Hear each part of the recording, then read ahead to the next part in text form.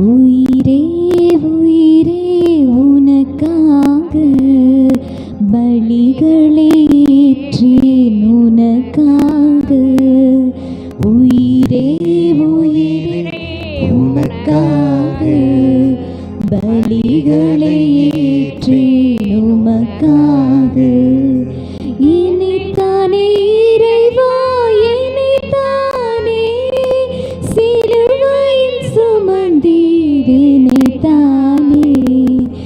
இனித்தானே இறைவா இனித்தானே சிலுவையில் சுமந்தீர் இனித்தானே.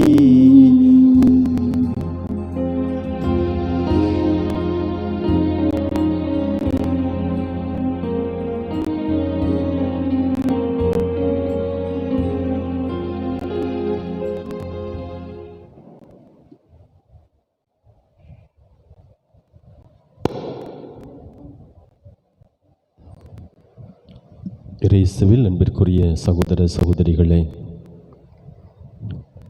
ஆண்டவர் இயேசுவின் பாடுகளை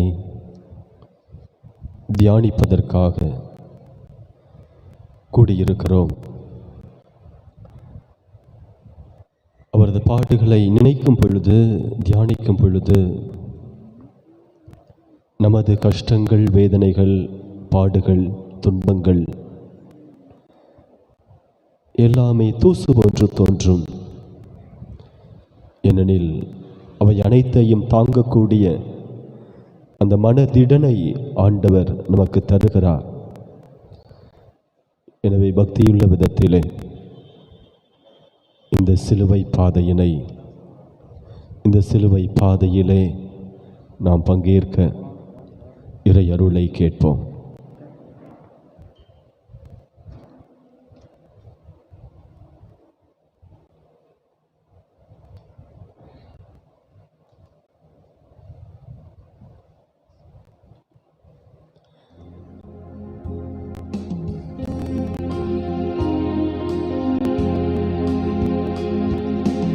உயிரே உயிரே உனக்காக பலிகளை ஏற்றேன் உனக்காக. உயிரே உயிரே உனக்காக பலிகளை ஏற்றேன் உனக்காக. என்னைத்தானே இறைவா என்னைத்தானே சிலுவையில் சுமந்தி இனித்தானே.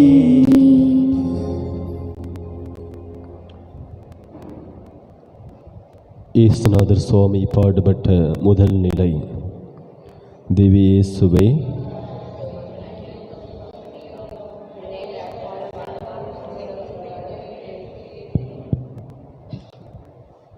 இயேசு தீர்ப்பிடப்படுகிறார். தீர்ப்புகள் நமது வாழ்க்கையிலே இலவசமாக கொடுக்கும் ஒரு சில செயல்பாடுகள். எளிதாக ஒருவரை புண்படுத்த, காயப்படுத்த நாம் கையாளும் ஒரு சில யுத்திகள். நான் பிறரை தீர்ப்பிடலாம், ஆனால் பிறர் என்னை ஒரு வார்த்தை சொல்லிவிடக்கூடாது என்பதிலே கவனமாக இருக்கக்கூடிய மனிதர்கள் நாம். ஆனால் ஆண்டவர் இயேசு கிறிஸ்துவும் தீர்ப்பிட்டார். எப்படி? அவரது தீர்ப்பு இந்த உலகத்திலே நல்லது நடக்க வேண்டும் என்பதற்கான தீர்ப்பு. அவரது தீர்ப்பு எளியவர்களுக்கும் நீதி கிடைக்க வேண்டும் என்பதற்கான தீர்ப்பு. அவரது தீர்ப்பு இதோ இந்த உலகம் ஆண்டவரின் பார்வையிலே சமமான ஒரு நிலையை பெற வேண்டும் என்பதற்கான ஒரு தீர்ப்பு. அத்தகைய மேலான ஒரு தீர்ப்பை ஆண்டவர் இயேசு ஒவ்வொரு நாளும் நமது வாழ்க்கையிலே வழங்கிக் கொண்டிருக்கிறார். அவரது இரண்டாம் வருகையின் பொழுதும் அந்த தீர்ப்பை நமக்கென வழங்குவார். சுய நலத்திற்காகவோ தனது சுய வாழ்வுக்காகவோ ஆண்டவர் இயேசு தீர்ப்பிடுவதில்லை. மனிதர்களாகிய நாம் நமது சுய வாழ்வுக்காக, நமது சுய கௌரவத்துக்காக, நமது சுய வெறுப்புகளுக்காக இதோ இந்த தீர்ப்பை ஆயுதமாக பயன்படுத்துகிறோம். இப்பொழுது நாம் மாறப்போகிறோம். இயேசுவையே, கடவுளையே தீர்ப்பிடக்கூடிய அளவுக்கு நாம் பெரிய மனிதர்களா என்ன சிந்திப்போம்.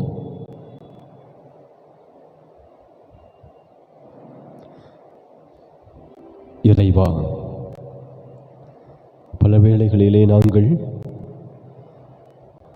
கடவுளான உமக்கு எதிராக கூட தீர்ப்பிடுவதற்கு தயங்குவதில்லை. இதோ இந்த வேளையிலே அப்படிப்பட்ட நாங்கள் பிறரை எளிதாக தீர்ப்பிடுகிறோம். பிறரது வாழ்க்கையிலே எளிதாக குறுக்கிட்டு நாங்கள் அநியாய தீர்ப்பு வழங்குகிறோம். எங்கள் பாவங்களை மன்னிப்பீரா? எங்கள் பேரில் தயவாயிரும் சுவாமி, எங்கள் பேரில் தயவாயிரும். எங்கள் பேரில் தயவாயிரும் சுவாமி, எங்கள் பேரில் தயவாயிரும். மரித்த விசுவாச ஆன்மாக்கள் இறைவனுடைய இரக்கத்தினால் நித்திய சமாதானத்தில் பார கடவன.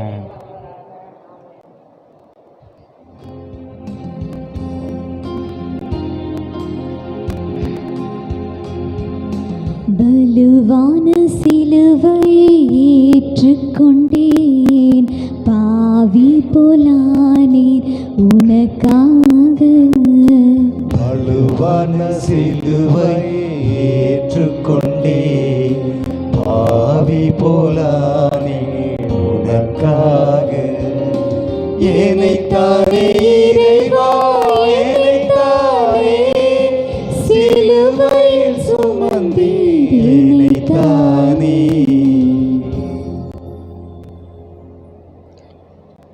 இரண்டாம் நிலை.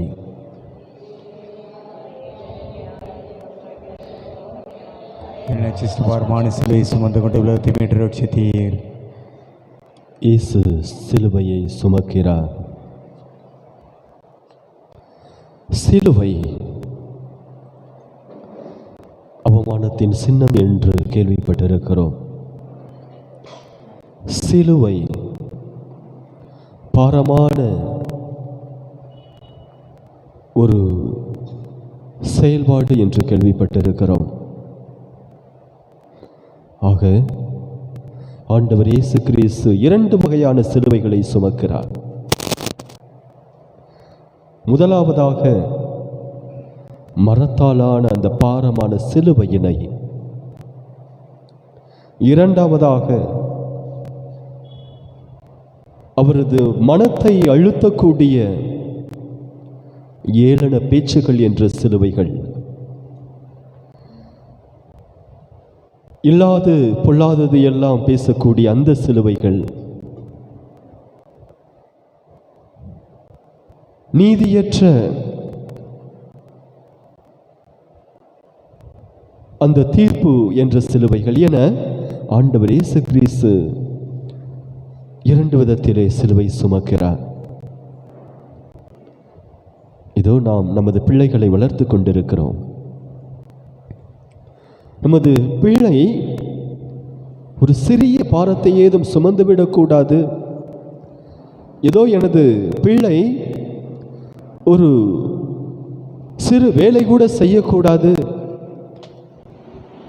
அப்படிப்பட்ட ஒரு சுமைகளற்ற, வேதனைகள் இல்லாத, கஷ்டமில்லாத வாழ்க்கையை எனது மகனோ மகளோ வாழ வேண்டும் என்று சுமைகளற்ற ஒரு வாழ்க்கையை நாம் நமது பிள்ளைகளுக்கு தருகிறோம். ஆனால் ஆண்டவர் இயேசு கிறிஸ்து பல்வேறு சுமைகளை சுமந்தார். நாம் சுமைகளோடு வரும்பொழுது கூட, இதோ நீ உமது சுமையை என் மீது இறக்கி வை, அதன் வழியாக நீ அந்த சுமையிலிருந்து விடுபடு என்று சொல்லுகிறார். எனவேதான் மத்தேயு எழுதிய நற்செய்தியிலே நாம் பார்க்கிறோம், சுமை சுமந்து சோர்ந்திருப்போரே எல்லாரும் என்னிடம் வாருங்கள், நான் உங்களுக்கு இளைப்பாறுதல் தருவேன் என்று சொன்ன இயேசு இன்று அந்த சிலுவையை தான் சுமந்து கொண்டிருக்கிறார். தான் சுமந்து நமக்கு இளைப்பாறுதலை தந்து கொண்டிருக்கிறார். யோசிப்போம், எப்படிப்பட்ட சுமைகளை நான் பிறருக்கு கொடுத்திருக்கிறோம். மரத்தாலான சிலுவையை, மரம் போன்ற கடின சுமையை ஒரு இடத்திலே நமக்கு அடியில் வேலை பார்க்கக்கூடியவர்களுக்கு இதை செய் அதை செய் என்று அவர்கள் பார்க்க முடியாத அந்த வேலையை கூட பழுவாக அவர்கள் மேல் ஏற்றி வைத்து நாம் அவர்களை துன்புறுத்துகிறோம், சிலுவையை சுமக்கச் செய்கிறோம். இரண்டாவது வகையாக அவர்கள் மேல் இல்லாதது பொல்லாதது எல்லாம் சொல்லி அவர்கள் மேல் சிலுவையை சுமக்கச் செய்கிறோம். அவர்களை திட்டும் பொழுது, அவர்களது பெயரை கெடுக்கும் பொழுது பல்வேறு விதமான சுமைகளை அவர்கள் மேல் சுமத்தி நாம் இன்பம் காண்கிறோம். இயேசுவை போல அவர்களது சிலுவையை நாம் சுமக்க தேவையில்லை. ஆனால் அவர்களை அளவிற்கு அதிகமான சுமைகளை சுமக்காமல் இருக்க நாம் உதவி செய்யலாமே. ஜெபிப்போம். ஆண்டவரே இயேசுவே, உமது அன்பு மக்கள் நாங்கள் சிலுவை பாரத்தை எந்த வகையிலும் சுமக்கக்கூடாது என்பதற்காக அனைத்தையும், எங்களது பழி பாவங்கள் அனைத்தையும் நீர் சுமந்து கொண்டே நாங்கள் பிறர் மீது எங்களது சுமைகளை ஏற்றி வைத்து அதில் இன்பம் காணாமல் முடிந்த அளவு நாங்கள் பிறர் சுமைகளை பகிர்ந்து கொண்டு அதன் வழியாக பிறருக்கு சுமையில்லா வாழ்க்கையை நாங்கள் கொடுக்க அல்லது அதற்கான வழிகாட்ட வரம் தருவீராக. எங்கள் பேரில் தயவாயிரும் சுவாமி, எங்கள் பேரில் தயவாயிரும், எங்கள் பேரில் தயவாயிரும் சுவாமி, எங்கள் பேரில் தயவாயிரும். மரித்த விசுவாசியின் ஆன்மாக்கள் இறைவனுடைய இரக்கத்தினால் நித்திய சமாதானத்தில் இளைப்பாற கடவன.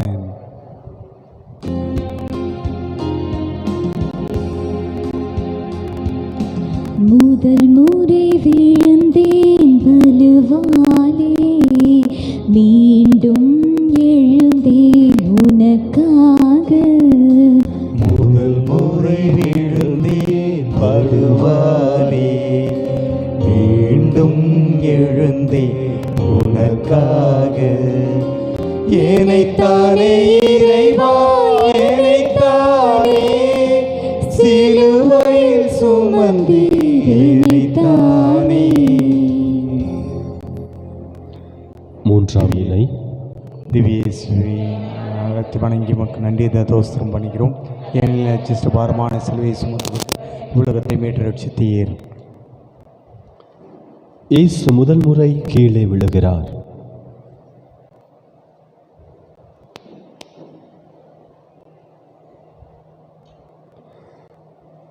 இயேசுவின் விழுதல் என்பது பலமுறை நடந்திருக்கிறது. சிலுவை பாரத்தால் மட்டுமல்ல, பரிசேயர்களின் சதுசேயர்களின் அடக்குமுறைகளால், ஆணவத்தால், அவர்களது இல்லாத பொல்லாத பேச்சுக்களை பேசும் பொழுது இன்னும் பல நிலைகளிலே ஆண்டவர் இயேசு கிறிஸ்து மனம் தடுமாறி அவரது மனம் கீழே விழுகிறது.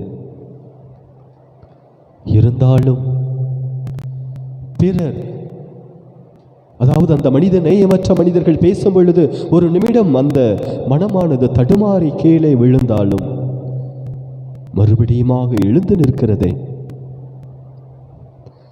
நான் யாருக்காக கீழே விழ வேண்டும்?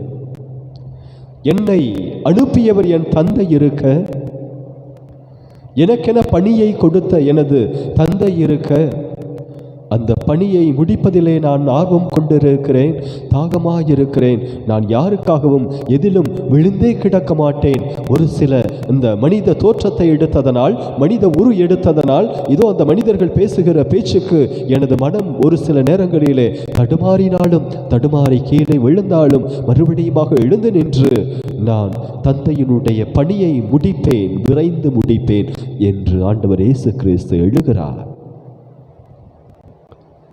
எத்தனை தடவை ஓய்வு நாளை சொல்லி ஆண்டவர் இயேசுவை தடுமாறச் செய்தார்கள். பாவிகளின் வீட்டில் இதோ உணவருந்துகிறாரே என்று இயேசுவின் மனநிலையை தடுமாறச் செய்தார்கள். இதோ தொழுநோயுற்ற மனிதர்களுக்கு அல்லது பிற நோய்கள் பிடித்த பேய்கள் பிடித்த மனிதர்களுக்கு ஓய்வு நாளில் குணமாக்குகிறாரே, நலத்தை தருகிறாரே, இது என்ன விளையாட்டாக இருக்கிறது, வேடிக்கையாக இருக்கிறது என்று அவரின் பால் குற்றம் சுமத்தி அவரை தடுமாறச் செய்தார்கள். ஆண்டவர் இயேசு கிறிஸ்து தடுமாறினார், தடுமாறி விழுந்தார், விழுந்ததும் எழுந்தார். அதுதான் அவரது வாழ்க்கையிலே அவர் கொண்ட மிக பேரழகு. நாம் எப்படிப்பட்ட நிலையிலே நமது வாழ்க்கையை நடத்தி கொண்டிருக்கிறோம்? இதோ எனது அபயக்குரல் உம்மிடம் வருவதாக, நான் இடுக்கண் உற்ற நாளிலே உமது முகத்தை மறைக்காதீர் என்று திருப்பாடல் ஆசிரியர் 102வது அந்த திருப்பாடலிலே சொல்லி தனக்கு வரக்கூடிய அந்த தடுமாற்றங்களை ஆண்டவரே நீர் பார்த்து கொள்ளும் என்று முறையிட்டது போல நாம் மனநம் தளராமல் ஆண்டவர் என்னோடு இருக்கிறார், எனக்காக தடுமாறிய இயேசு, மறுபடியுமாக எழுந்த இயேசு என்னை தூக்குவார், என்னை தடுமாற விட செய்ய மாட்டார், என்னை கீழே விழுத்தாட்டியபடி என்னை விடமாட்டார் என்று உண்மையாக நம்பி மறுபடியுமாக எழுந்து நிற்க முற்படுகிறோமா? ஜெபிப்போம். அன்பு இறைவா, பல நேரங்களிலே நாங்கள் எங்களை சுற்றி உள்ள மனிதர்கள் பலவிதமாக பலவாறு பேசி எங்களது மனங்களை தடுமாற செய்திருக்கிறார்கள். அதில் சில பேர் அந்த தடுமாற்றத்தை தாங்க முடியாமல் ஐயையோ விழுந்து விட்டோமே, இனிமேல் நான் எழுந்து நடக்கப் போவதில்லை என்று தடுமாறியவர்கள் விழுந்தே கிடந்திருக்கிறார்கள். தற்கொலைகளால், தற்கொலை முயற்சிகளால், இனுமாக தன்னையே மறைத்து கொண்டு ஒளிந்து கொண்டு வாழக்கூடிய இந்த மனித இனம் அந்த தடுமாற்றத்திலிருந்து மீண்டும் எழ முடியாத அளவுக்கு வீழ்ந்து கிடக்கிறதே. நானும் பல நேரங்களில் அப்படி விழுந்து கிடந்திருக்கிறேனே. உம்மை எனது வாழ்க்கையினுடைய எடுத்துக்காட்டாக கொண்டு பல்வேறு இடர்கள், இடுக்கண்கள், துன்பங்கள் உம்மை சூழ்ந்து உம்மை அமுக்கினாலும் தடுமாறச் செய்து கீழே விழுத்தாட்டிய போதிலும் நீர் அதிலிருந்து எழுந்து வந்தீர். அந்த மனப்பக்குவம் எங்களுக்கு நீர் தர வேண்டுமாய் இதோ இந்த வேளையிலே நாங்கள் உம்மிடம் ஜெபிக்கிறோம்.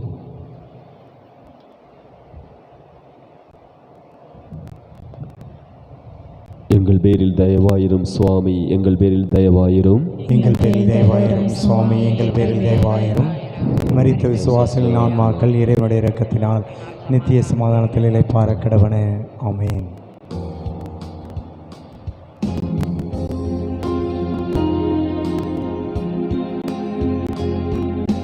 துயருற்ற அன்னை கண்ட பின்னும் தொடங்கினேன் பயணத்தை உனக்காக.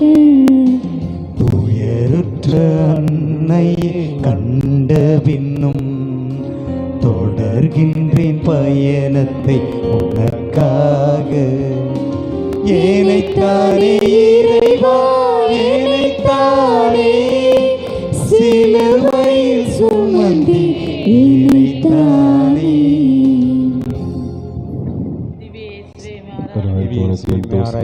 நன்றி இருந்து தோசனம் பண்ணிக்கிறோம். அபாரமான சிலுவை சுமந்து கொண்டு விரதத்தை மீட்டு. 4ஆம் நிலை, இயேசு தன் தாயை சந்திக்கிறார்.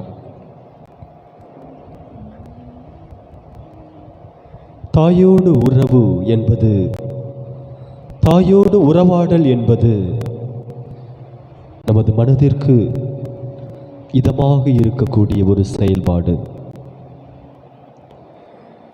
என்னதான் கஷ்டம் வந்தாலும், என்னதான் துன்பம் வந்தாலும், இதோ அங்கு இருப்பவர்கள் எனது உறவினர்களாக இருந்தாலும், நண்பர்களாக இருந்தாலும், எனக்குள் இருந்த வேதனையை தணிக்கக்கூடியவர் எவருமே இல்லையே. தாயை தவிர வேறு எவராலும் நமது மனதிற்கு இடம் தர முடியாது. தாயை தவிர எவராலும் இதோ உடைந்து போன நொறுங்குண்ட இந்த இதயத்திற்கு மருந்து தடவ முடியாது. தாயினுடைய தொடுதல் கூட தேவையில்லை. தாயினுடைய பிரசன்னம் இருந்தாலே அங்கே ஒரு விதமான சுகம் தானே. இயேசுவும் தனது தாயை சந்திக்கும் பொழுது அந்த மிகப்பெரிய ஒரு சுகத்தை அனுபவிக்கிறார். அவரது தாயின் முகம், மகனே, இதோ நான் உன்னோடு இருக்கிறேன், உனது மீட்பு திட்டத்திலே நான் உனக்கு பங்குதாரராய் இருக்கிறேன், இதோ நீ செய்த செயல் சரி, நீ போகிற பாதை சரி, எனவே இந்த சிலுவை பாதையிலே நீ அடியெடுத்து நடந்து சென்று கொண்டே இரு, நான் உன்னோடு இருப்பேன், உனக்கு ஆறுதலாய் இருப்பேன், உனக்கு துணையாய் இருப்பேன், இதோ எனது முகத்தை பார்த்து கொண்டே நீ நட, கண்டிப்பாக உனக்கு தெம்பு கிடைக்கும், கண்டிப்பாக உனக்கு தைரியம் கிடைக்கும், கண்டிப்பாக உனக்கு மன நிம்மதி, மன உறுதி கிடைக்கும் என்று அவரது ஆறுதலான அந்த பார்வை வார்த்தைகள், பார்வை மொழி எடுத்துச் சொல்லுகிறது. எவ்வளவோ மனிதர்களை ஆண்டவர் இயேசு சந்தித்திருக்கிறார். எவ்வளவோ தன்னை தேடி வந்த நபர்களை நோக்கி பேசியிருக்கிறார். ஆனால் இந்த ஒரு சந்திப்பு, இந்த ஒரு அந்த மொழி, அமைதி மொழி, மௌன மொழி அவருக்கு ஏதோ ஒரு இனம் புரியாத ஒரு தைரியத்தை, மன சந்தோஷத்தை கொடுக்கிறது. அதுவரை இருந்த இந்த உடல் வலி ஓடிவிடுகிறது, பறந்து விடுகிறது. அதுவரை இருந்த அந்த மன கசப்பு, மனவேதனை பறந்து விடுகிறது, நின்று போய் விடுகிறது. ஏனெனில் தனது தாயை சந்தித்ததா, அந்த அன்பு நிறைந்த தாயை, அழகு நிறைந்த தாயை ஆண்டவர் இயேசு கிறிஸ்து சந்தித்தவுடன் அங்கே ஒரு விதமான புத்துணர்ச்சி, புத்தெழுச்சி ஆண்டவர் இயேசுவுக்கு கிடைக்கிறது. அன்பிற்குரியவர்களே, நாமும் பல மனிதர்களை சந்தித்திருக்கிறோம். எந்த ஒரு மனிதனை சந்தித்தாலும் இதோ எனது தாயை சந்தித்த அந்த ஒரு பாக்கியம், அந்த ஒரு நிலை, அந்த ஒரு சூழ்நிலை என்றும் யாரையும் பார்க்கும் பொழுது கிடைக்கவில்லையே. ஏனெனில் கள்ளம் கபடமற்ற அன்பு தாயினுடைய அன்பு. ஏனெனில் இதோ எனது மகனுக்காக உயிரை கூட தயாராக கொடுக்கக்கூடிய அன்பு அந்த தாயின் அன்பு.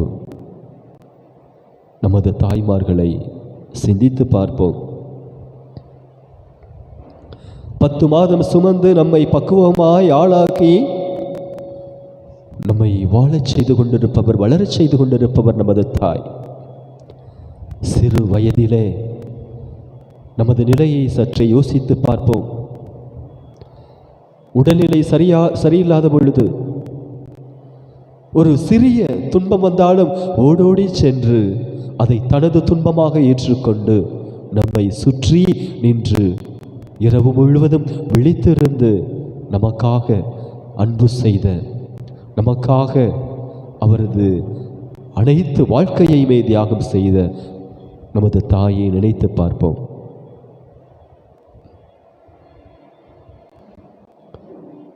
ஜெபிப்போம்.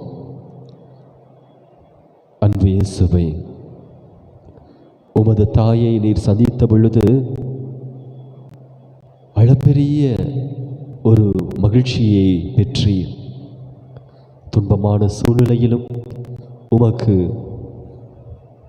ஏதோ ஒரு இன்பம் கிடைத்து விட்டது என்பதை உணர்ந்து கொண்டு உமது பணியிலே நீர் எடுத்துக்கொண்ட முயற்சியிலே வீறு நடைபோட்டீர். இதோ எங்களது தாயை ஒவ்வொரு நாளும் நாங்கள் இன்று பார்த்து கொண்டிருக்கிறோம். எங்களது தாயோடு பேசிக் கொண்டிருக்கிறோம். அந்த தாயிடமிருந்து நாங்கள் எதை பெற்றுக்கொண்டோம்? மனத்திடத்தையா, மன உறுதியையா, தட்டி கொடுத்து எங்களை உயர்த்திய அந்த பெருமையான செயல்பாடுகளையா? இதுவரை நாங்கள் மறந்து போயிருந்திருக்கலாம் தாயினுடைய அந்த பெருமைப்படக்கூடிய செயல்பாடுகளை. இனிமேல் நாங்கள் ஒவ்வொருவரும் எங்களது தாயின் அந்த மிக சிறந்த செயல்பாடுகளை நினைத்து அவர்களை அன்பு செய்ய வரம் தருவீராக.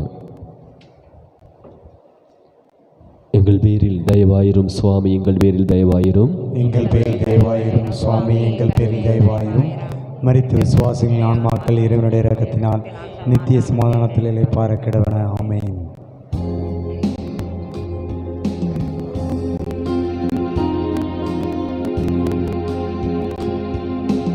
எலியோன் சீமோன் உதவியை ஏற்கிறேன் தயவுடன் உனக்காக.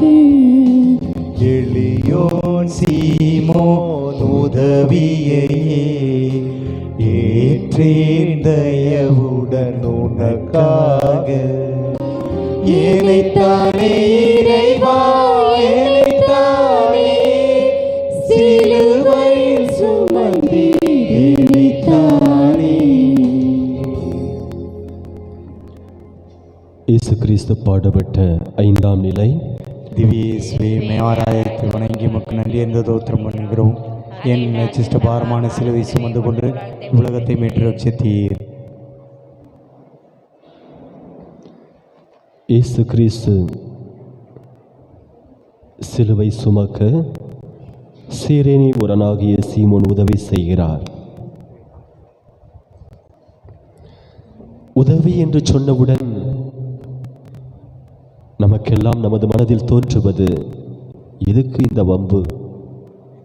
நான் உதவி செய்ய போய் அது பெரிய பிரச்சனையாகி தேவையில்லாத எனது வாழ்க்கையிலே ஒரு செயல்பாடு தானே அது என்று நாம் முகம் சுளிக்கக்கூடிய ஒன்றுதான் உதவி. அதைத்தான் அங்கு இருக்கக்கூடிய பல மனிதர்கள் நினைத்திருப்பார்கள். ஆண்டவர் இயேசுவிடமிருந்து உதவி பெற்றவர்கள், ஆண்டவர் இயேசுவிடமிருந்து நன்மை பெற்றவர்கள், அவரால் பெருமைப்படுத்தப்பட்டவர்கள், அவரால் இந்த சமுதாயத்திலே தலை நிமிர்ந்து நடப்பவர்கள் எல்லாருமே ஆண்டவர் இயேசு கிறிஸ்துவினுடைய இந்த சிலுவை பாதை சமயத்திலே பின்னோக்கி சென்று கொண்டிருந்தவர்கள் தான் ஆண்டவர் இயேசுவை நோக்கி. ஆனால் தங்களுக்கெல்லாம் கஷ்டம் வரும் பொழுது, துன்பம் வரும் பொழுது உதவி செய்த அந்த இயேசுவுக்கு உதவி செய்ய அவர்கள் யாரும் முன் வரவில்லையே. எதற்காக? காரணம் என்ன? காரணம் என்ன? இதோ அங்கு இருந்தவர்கள் பலர் ஆண்டவரே, தாவீதின் மகனே, எங்கள் மேல் இரக்கமாயிரும் என்று சொன்னவர்கள். இதோ அவரை நோக்கி, நீரே என் புகலிடம், என் அரண், நான் நம்பியிருக்கும் இறைவன் என்று திருப்பாடல் ஆசிரியர் 99:2 சொல்லுவது போல அவரை நோக்கி, அவர்தான் எங்களுக்கு எல்லாம், ஏனெனில் அவரை தவிர வேறு எவராலும் எங்களுக்கு உதவி செய்ய முடியாது, நன்மை செய்ய முடியாது என்று உறுதிபட இருந்தவர்கள், உறுதியான நம்பிக்கை கொண்டவர்கள். இப்பொழுது எங்கே போயிற்று அந்த நம்பிக்கை?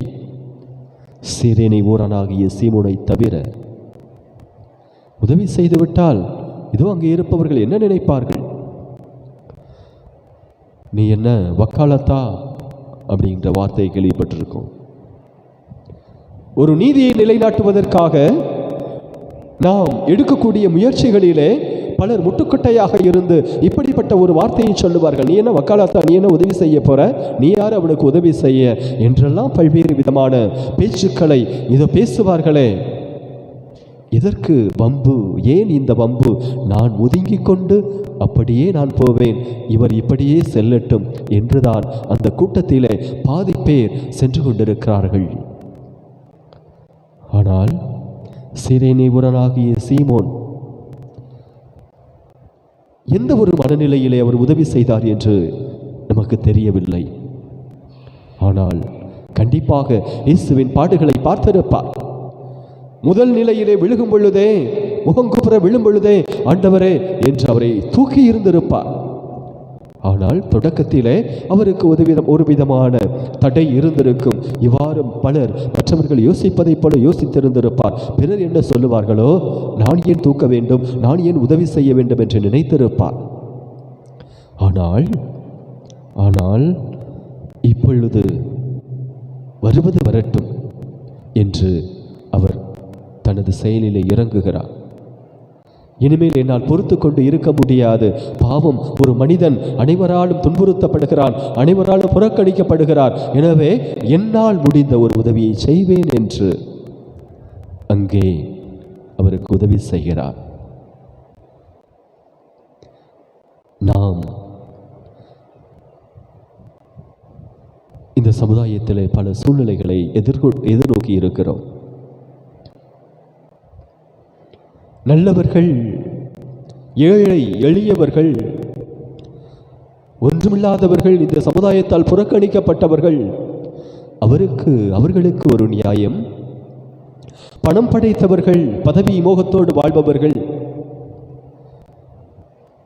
இந்த சமுதாயத்திலே பட்டத்தோடு படிப்பறிவோடு இருப்பவர்கள், இவர்களுக்கு ஒரு நியாயம். பேண்ட் ஷர்ட்டோட இருந்தா அவங்களை ஒரு மாதிரி பார்க்கறது, சும்மா வேஷ்டியோட இருந்தா அவங்கள ஒரு மாதிரி பார்க்கறது. இதுதான் நமது சமுதாயம். இப்படிப்பட்ட ஒரு நிலையிலே ஏழை எளியவர்கள், பாமரர்கள், படிக்காதவர்கள், இவர்களுக்கு ஏதாவது அநியாயம் நடக்கும் பொழுது நாம் அவர்கள் சார்பாக அவர்களுக்கு உதவி செய்ய நாம் முன் வந்திருக்கிறோமா? யோசிக்கக்கூடிய தருணம். ஆண்டவர் இயேசு கிறிஸ்து எளியவர்கள் பால் அன்பு கொண்டார், இரக்கம் கொண்டார், அவர்களை இந்த சமுதாயத்தில் தூக்கி பிடித்தார். ஆனால் நாம் அடக்குமுறைகளுக்கு ஆதரவாக செயல்படுகிறோம். அதன் விளைவாக எளியோரை நாம் புறந்தள்ளுகிறோம். எளியவர்களுக்கு ஒரு உதவி என்று சொன்னவுடன் ஓடிவிடுகிறோம். இந்த சமுதாயம் என்னை என்ன நினைக்குமோ, அல்லது இந்த சமுதாயத்தில் உள்ள படித்தவர்கள், மேதாவிகள், பணம் படைத்தவர்கள், இவர்கள் என்னை ஒரு மாதிரி நினைப்பார்களே, அல்லது இவர்கள் என்னை அடக்குமுறைக்கு உட்படுத்துவார்களே என்று யோசிப்போம். ஆண்டவர் எளியவர்களுக்காக உயிரை தந்தார். நான் உதவி செய்யக்கூட முன்வர வேண்டாமா? சிந்திப்போம், ஜெபிப்போம். அன்பாண்டவரே, நீர் சிலுவை சுமந்த பொழுது சீரேனி ஊரானாகிய சீமோன் உமது அந்த கொடூர காட்சியை கண்ணுற்று உதவி செய்ய முன்வந்தார். இந்த சமுதாயத்திலே நாங்கள் பல்வகையான பார்வைகளோடு வாழ்ந்து கொண்டிருக்கிறோம். உயர்தாழ்வு பார்வை, அநியாய பார்வை, அக்கிரம பார்வை, இந்த பார்வைகள் தான் அதிகமாக நாங்கள் பயன்படுத்தி கொண்டிருப்பது. நீர் கொண்ட அந்த இரக்க பார்வையை, இந்த சீரேனி ஊரனாகிய சீமோன் கொண்டிருந்த அந்த இரக்க செயல்பாடுகளை நாங்களும் கொண்டிருக்க வரம் தாரும். எங்கள் பேரில் தயவாயிரும் சுவாமி, எங்கள் பேரில் தயவாயிரும். எங்கள் பேரில் தயவாயிரும் சுவாமி, எங்கள் பேரில் தயவாயிரும். மரித்த விசுவாசிகளின் ஆன்மாக்கள் இறைவனுடைய இரக்கத்தினால் நித்திய சமாதானத்தில் இளைப்பாற கடவன. ஆமென்.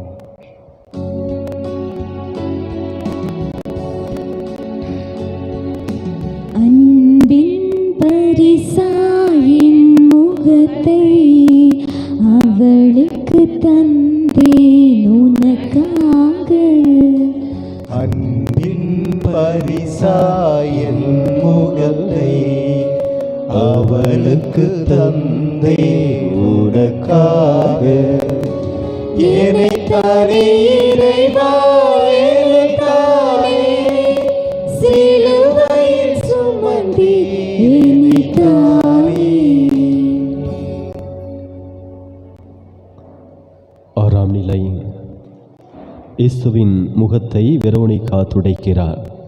திவ்ய இயேசுவை ஆராதித்து வணங்கி உமக்கு நன்றி என்று தோத்திரம் செய்கின்றோம். உமது பாரமான சிலுவை சுமந்து கொண்டு உலகத்தை மீட்டு ரட்சித்தீர். எவ்வளவு தைரியம் பாருங்கள்! சமுதாயத்தால் ஒடுக்கப்பட்ட, அடக்குமுறைக்கு உட்படுத்தப்பட்ட யூத சமுதாயத்திலே நாயை விட கேவலமாக பார்க்கப்படுகிற ஒரு பெண்ணுக்கு எவ்வளவு தைரியம் பாருங்கள். இப்படியெல்லாம் பல பேச்சுகள் அந்த சமயத்திலே வெளிவந்திருக்கக்கூடும். வீட்டுக்குள்ள கிடக்கிறது தவிர வேறு என்ன வேலை பெண்களுக்கு என்று வாழ்ந்த சமுதாயம்தான் அன்று வெரோனிகா வாழ்ந்த சமுதாயம். கணவன் ஏற்படுத்துகிற சட்டமே மனைவிக்கு குடும்பத்தில் இருக்கக்கூடிய ஒரு விதமான சட்டம் என்று ஒட்டுமொத்த ஆண்களும் புதிய புதிய சட்டத்தை மனைவியருக்காக பெண்களுக்காக கொடுத்த காலம் அது. அப்படிப்பட்ட ஒரு நிலையிலே இதோ இத்தனை ஆண் மகன்கள் இருக்கிறார்களே, இத்துணை மக்கள் கூட்டம் இருக்கிறதே, நான் சென்று அவரது அந்த வியர்வை துளிகளை, இரத்த துளிகளை நான் துடைத்தால் என்ன நேரிடும் என்று ஒரு நிமிடம் அந்த பெண் யோசித்திருப்பார்களா? அன்பிற்குரியவர்களே, அதுதான் வீரம், அதுதான் தைரியம். எவரை பற்றியும் கவலைப்படாமல் இதோ எனது ஆண்டவர் இயேசு இந்த சமுதாயத்திலே மீட்பை கொணர்வதற்காக வந்தவர், எனவே இவர் கடவுளின் மகன், துன்பப்படுவதை நான் ஒரு நாள் ஏற்றுக்கொள்ள முடியாது. உலகிற்கெல்லாம் ஊருக்கெல்லாம் நன்மை செய்த இதோ இந்த மனிதனுக்கு உதவி செய்வதற்கு யாரும் கிடையாதா? அவரது அந்த இரத்தத்தை துடைத்து அந்த இரத்தத்தை நான் எனது துணியிலே பொதிந்து இருக்கும் பொழுது இதோ எனக்கு கிடைக்கும் மிகப்பெரிய ஆசீர்வாதம் இது என்று கடவுளின் ஆசீர்வாதத்தை, அந்த வியர்வை துளிகளை தனது அந்த கைக்குட்டையிலே துணியிலே பொதிந்து வைத்திருக்கிறார். கடவுளின் ஆசீர்வாதத்தை பெறுவதற்கு நான் யாரையும் கேட்க தேவையில்லை என்ற ஒரு தைரியத்தோடு அந்த பெண் அங்கே செல்கிறார். இயேசுவின் ஆசீர்வாதத்தை பெறுவதற்கு நான் யாரையும் பொருட்படுத்த தேவையில்லை என்று அந்த பெண் அந்த இடத்திலே ஆண்டவர் இயேசுவினுடைய அந்த வியர்வை இரத்த துளிகளை அங்கே துடைக்கிறார். ஆண்டவரின் ஆசீர்வாதம் வெரோனிகாவுக்கு கிடைக்கிறது. எப்படி? அந்த துணியை விரித்து பார்க்கிறார். இதோ எனது பிரசன்னம், எனது ஆசீர்வாதம் இதோ இந்த துணியிலே எனது முகத்தை முழுவதுமாக பதித்திருப்பதன் வழியாக உனக்கு கிடைத்திருக்கிறது. மகளே, நீ போ, இந்த ஆசீர்வாதத்தோடு புதிய பெண்ணாக, புரட்சி பெண்ணாக இனிமேல் வரக்கூடிய காலங்களிலே நீ புதிய பெண்ணாக, புரட்சி பெண்ணாக நீ மாற்றம் கொண்டிருப்பாய். இந்த சமுதாயத்தை மாற்று. இந்த வெட்கக்கேடான ஒரு சமுதாயத்தை நீ மாற்றினால் கண்டிப்பாக உன்னை சுற்றி ஏராளமான பெண்கள் இதோ இந்த புதிய சிந்தனையுடன், வீர சிந்தனையுடன், தைரிய சிந்தனையுடன், சமுதாய மாற்ற சிந்தனையுடன் உன்னை தேடி வருவார்கள். அனைவரும் இணைந்து இந்த சமுதாயத்தை மாற்றுங்கள். ஆணாதிக்க சிந்தனை கொண்ட இந்த சமுதாயத்தை நீங்கள் மாற்றி பெண்களும் உங்களுக்கு சரி நிகரானவர்களே என்பதை உறுதிப்பட கூறுங்கள் என்கிற மிகப்பெரிய ஆசீர்வாதத்தை இதோ இந்த வேளையிலே ஆண்டவர் இயேசு கிறிஸ்து வெரோனிகாவிற்கு தருகிறார். அன்று நடந்த பெண்ணடிமை சமுதாயம், அன்று இருந்த பெண்ணடிமை சமுதாயம் இன்று ஓரளவுதான் மாற்றம் பெற்றிருக்கிறதே ஒழிய முழுவதுமாக மாற்றம் பெறவில்லை. அரசியலிலே பார்க்கிறோம், வேட்பாளர்கள் எங்களது கட்சியிலே பாதிக்கு பாதி பெண்கள் இருப்பார்கள் என்று எந்த ஒரு அரசியல் கட்சி சொல்ல முடிகிறது? இதோ அமைச்சரவையிலே பாதிக்கு பாதி பெண்கள் இருப்பார்கள் என்று எந்த ஒரு அரசு சொல்வதற்கு முன் வருகிறது? இதோ இந்த பெண்கள் இந்த சமுதாயத்திலே முன்னுக்கு வர வேண்டும் என்று நமது திருச்சபையிலும் கூட எந்த அளவுக்கு நாம் முயற்சி கொண்டிருக்கிறோம்? அன்பிற்குரியவர்களை, சிந்திக்கக்கூடிய நேரம் இது. பெண்கள் உடலால் வேண்டுமானால் அவர்கள் வலிமை இழந்து காணப்படலாம். ஆனால் மனதளவிலே, மன தைரியத்திலே இன்னும் அறிவுபூர்வமான செயல்பாடுகளிலே அவர்கள் ஆண்களை விட வீழ்ச்சி நிற்கிறார்கள் என்பதை ஏற்றுக்கொள்கிறோமா? அதுதான் உண்மை. இதுவரை நாம் பெண்களை ஒரு கீழான ஒரு நிலையிலே வைத்து பார்த்திருக்கிறோம். சற்றே மேலே வைத்து பாருங்களேன். அவர்களது பெருமைகளை, அவர்களது மகிமைகளை, அவர்களது அந்த வீர மிகுந்த செயல்பாடுகளை. கண்டிப்பாக இந்த சமுதாயம் மாற்றம் பெறும். கண்டிப்பாக இந்த நாடு வலுப்பெறும். கண்டிப்பாக இந்த உலகம் உயிர் பெறும். அத்தகைய ஒரு ஆசீர்வாதத்தை இதோ இந்த வேளையிலே கேட்போம், ஜெபிப்போம். அன்பு இயேசுவே, நீர் கொடுத்த தைரியம்தான், பெண்களின் சார்பாக நீர் பேசிய பேச்சுக்கள் தான் வெரோனிகாவின் ஆழ்மனதிலே குடியிருந்து இன்று நீர் துன்பப்படுகிற இந்த சமுதாயத்தில் ஆணாதிக்க சிந்தனையை, ஆணாதிக்க சமுதாயத்தை தவிடுபடியாக்கி மேலெழும்ப வைத்தது. இதோ இந்த சமுதாயத்தில் இன்று வாழும் மனிதர்களுக்கும் நீர் அந்த மிகப்பெரிய தைரியத்தை, திறமையை, வீரத்தை நீர் வெளிக்காட்டச் செய்ய, அதன் வழியாக பெண்களை இன்றைய சமுதாயத்தில் உயர்த்தி நிற்கச் செய்ய உம்மிடம் தாழ்மையாய் வேண்டுகிறோம். எங்கள் பேரில் தயவாயிரும் சுவாமி, எங்கள் பேரில் தயவாயிரும். எங்கள் பேரில் தயவாயிரும் சுவாமி, எங்கள் பேரில் தயவாயிரும். மரித்த விசுவாசிகள் ஆன்மாக்கள் இறைவனுடைய இரக்கத்தினால் நித்திய சமாதானத்தில் பறக்கடவன. ஆமேன்.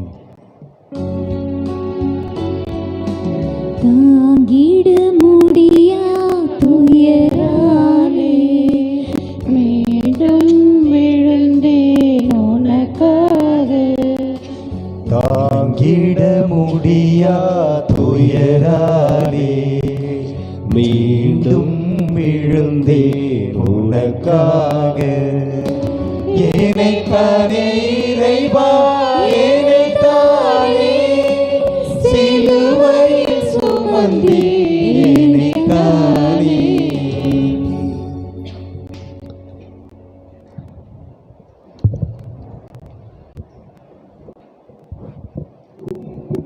ஏழாம் நிலை. திவ்ய இயேசுவே, ஆராதித்து வணங்கி உமக்கு நன்றி என்ற தோஸ்திரம் உரைக்கிறோம். சுமாரமான சிலுவை சுமந்து கொண்டு உலகத்தை மீட்டு ரட்சித்தீர். இயேசு இரண்டாம் முறையாக கீழே விழுகிறார். இயேசு மறுபடியுமாக கீழே விழுவது நமக்கெல்லாம் ஒரு வகையான பாடத்தை சொல்லித் தருவதற்காக. விழுவது இயற்கை, எழுவது செயற்கை. செயற்கை என்று சொல்லும் பொழுது நாம் செய்யக்கூடிய முயற்சி, நமது மனத்தால், நமது சிந்தனையால், இதோ நான் கீழே விழுந்து கிடக்கிறேன், நான் எழ வேண்டும் என்று முயற்சி எடுத்து எழுந்து நின்று அதன் வழியாக நமது வாழ்க்கையிலே வெற்றியை நோக்கி பயணம் செய்வது.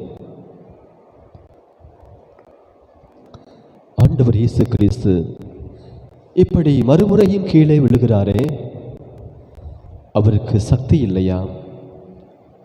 அவருக்கு பலம் இல்லையா? ஒருவேளை சாப்பிடாததால் தடுமாறி விழுகிறாரா என்றெல்லாம் பல கேள்வி கணைகள் நம்மிடம் சூழ்ந்து நிற்கின்றன. ஆனால் பல்வேறு காரணங்களை சொல்லலாம். அங்கு இருப்பவர்கள் ஆபத்தானவர்கள், அங்கு இருப்பவர்கள் எப்படியாவது இதோ இந்த மனிதனை சாய்த்து விட வேண்டும் என்று கங்கணம் கட்டி கொண்டிருப்பவர்கள், கல்வாரி மலை வரை எதற்காக இந்த மனிதனை நாம் கட்டி இழுத்து கொண்டு செல்ல வேண்டும்? அவரது உயிரை இங்கே வாங்கிவிடலாமே. ஏனெனில் சொல்ல முடியாதே. மறுபடியுமாக பிலாத்து தனது தீர்ப்பை மாற்றி சொன்னார் என்றால், இல்லை அவரை விடுவியுங்கள் என்று சொல்லிவிட்டால் மறுபடியுமாக நாம் மேற்கொண்ட முயற்சிகள் எல்லாம் வீணாகி போய்விடுமே. நாம் திட்டமிட்டதெல்லாம் வீணாகி போய்விடுமே. இதோ மறுபடியுமாக இந்த மக்களை நாம் திசை திருப்பி வைத்திருக்கிறோம். இவர்கள் மறுபடியுமாக அவரை நம்பி விடுவார்கள். கடைசியிலே நாம் குற்றவாளிகள் ஆகிவிடுவோமே என்றெல்லாம் பல்வேறு விதமான சிந்தனைகளை கண்டிப்பாக இந்த மனிதர்கள் கொண்டிருப்பார்கள். எனவேதான் வேண்டுமென்றே இவரை தள்ளிவிட்டிருக்கலாம், வேண்டுமென்றே இவரை விழ வைத்திருக்கலாம், வேண்டுமென்றே விழ வைத்து அதன் வழியாக இவரது உயிரை இதோ இந்த பாதையிலே, சிலுவை பாதையிலே போய்விடச் செய்ய இவர்கள் முயற்சி செய்து கொண்டிருக்கலாம். திருப்பாடலாசிரியர் 89 இதைத்தான் சொல்லுகிறார். ஆண்டவரே, உம் எதிரிகள் அவர் மேல் பழி சுமத்துகின்றனர். அவர்கள் உம்மை திருப்பொழிவு பெற்றவரை, அவர்கள் உம்மால் திருப்பொழிவு பெற்றவரை சென்றவிடமெல்லாம் தூற்றுகின்றனர். ஆக உம்மால் திருப்பொழிவு செய்யப்பட்ட, உம்மால் இவரே என் அன்பார்ந்த மகன், இவரிடம் நான் பூரி படுகிறேன் என்று மேன்மைப்படுத்தப்பட்ட இயேசுவை கீழே விழுத்தாட்டச் செய்ய முயன்று கொண்டிருக்கிறார்கள். அன்பிற்குரியவர்களே, நாம் பணிபுரியக்கூடிய இடங்களிலே இதுதானே நிகழ்கிறது. இதோ இந்த மனிதன் நல்ல பணியை செய்து கொண்டிருக்கிறான், நல்ல திறமையோடு செயலாற்றுகிறான், பணிபுரிகிறான். எனவே நல்ல பேரும் புகழும் பெறுகிறான். இங்கு வேலை பார்க்கக்கூடிய அத்துணை பணியாளர்களும் இவனை போல ஆகுமா, என்ன ஒரு திறமை, என்ன ஒரு வலிமை, இப்படி சிறந்த முறையிலே இவன் பணி செய்கிறானே. உண்மையான ஒரு பணியாளனாக, நேர்மையான ஒரு அதிகாரியாக இப்படியெல்லாம் பேசுவதை நாம் கேட்கும் பொழுது, இதோ எனக்கு அந்த பேரு கிடைக்கவில்லையே, அவனுக்கு மட்டும் எப்படி கிடைக்கலாம், எனவே அவனை நான் விழுத்தாட்டுவேன், அவனை இந்த உயர்ந்த நிலையிலிருந்து நான் கீழே தள்ளிவிடுவேன் என்று எத்தனை பேர் நாம் பிறரை கீழே தள்ளிவிட நம்மை மட்டுமே முன்னிலைப்படுத்த முயன்று கொண்டிருக்கிறோம். யோசிப்போம். ஆண்டவர் இயேசு பிறரை உயர்த்துவதற்காக இந்த உலகத்திற்கு வந்தார். நாம் பிறரை உயர்த்துவதற்கு முயற்சி கூட செய்ய வேண்டாம். நாம் பிறரை கீழே தள்ளிவிடாமல் இருப்பதற்காக முயற்சி செய்யலாமே. சிந்திப்போம், ஜெபிப்போம். அன்பாண்டவரே, உமது மனது பெரியது. எல்லாரையும் அந்த மனதிலே குடி வைத்திருக்கிறேன். எப்படி என்றால், பிறரை உயர்த்த வேண்டும், பிறரது வாழ்வை உயர்த்த வேண்டும் என்ற ஒரு எண்ணத்திலே. ஆனால் நாங்கள் உயர்ந்து நிற்கிறவர்களை நாங்கள் துரத்தி விடுகிறோம், உயர்ந்து நிற்கிறவர்களை நாங்கள் விழத்தாட்டுகிறோம். அந்த மனநிலையிலிருந்து நாங்கள் மாற அருள் செய்வீரா? எங்கள் பேரில் தயவாயிரும் சுவாமி, எங்கள் பேரில் தயவாயிரும், எங்கள் பேரில் தயவாயிரும் சுவாமி, எங்கள் பேரில் தயவாயிரும். மரித்து விசுவாசின் ஆன்மாக்கள் இறைவனுடைய இரக்கத்தினால் நித்திய சமாதானத்தில் இளைப்பாற கிடவது. ஆமென். புலம்பிய மகளிருக்கு ஆறுதல் கூறினேன் உனக்காக. அழுது புலம்பிய மகளிருக்கு ஆறுதல் கூறினேன் உனக்காக.